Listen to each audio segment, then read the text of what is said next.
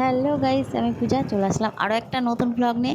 আশা করি সবাই খুব ভালো আছো, বিন্দাস আছো, আর আমিও অনেক বিন্দাস আছি।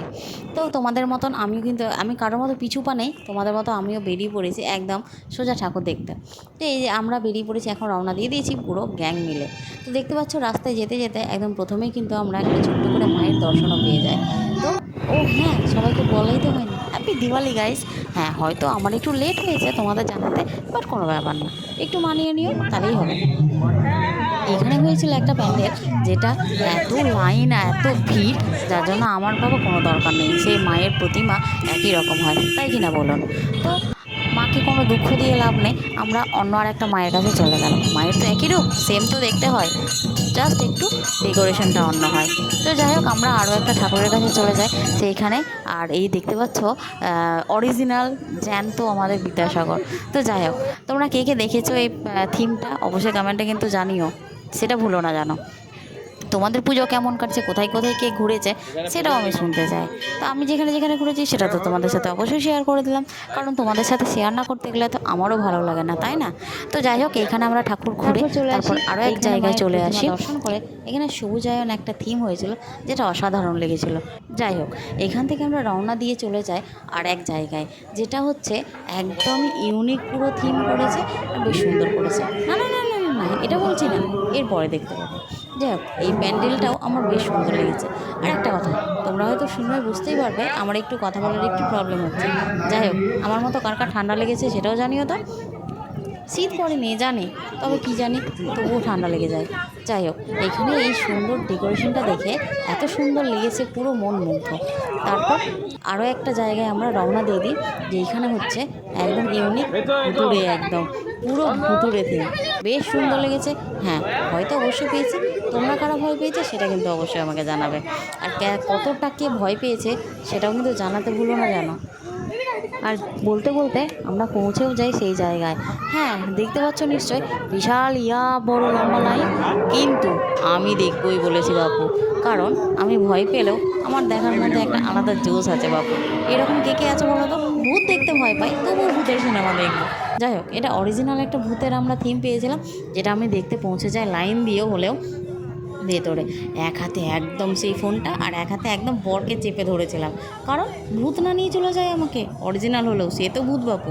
তো যাই হোক, এখানে আমরা ঢুকে যাই। এইবার তোমরা অরিজিনাল শুধু সাউন্ডটা শোনো।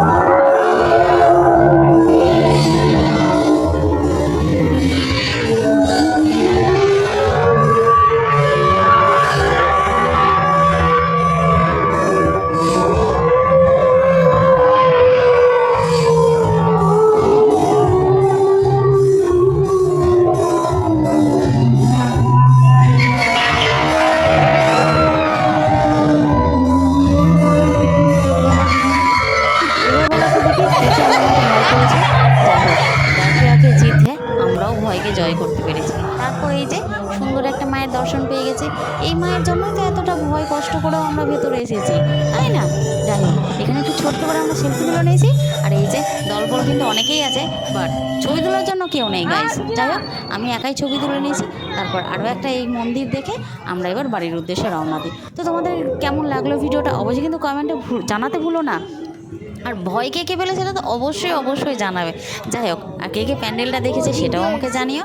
তো যাই হোক এখানে একটা বড় একটা ঠাকুর দেখি তারপর আমরা বাড়ির উদ্দেশ্যে রওনা দিই। তো যাই হোক ভিডিওটা কেমন লাগলো অবশ্যই কিন্তু জানাবে।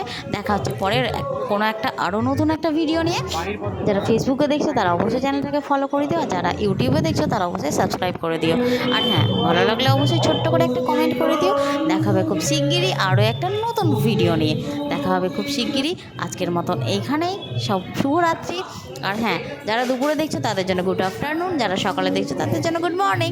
আজকের মতন এখানেই আমি রাখলাম। টাটা বাই বাই, সবাই ভালো থাকবেন সুস্থ থাকবেন। দেখা হবে খুব শিগগিরই পরের একটা ভ্লগে। টাটা।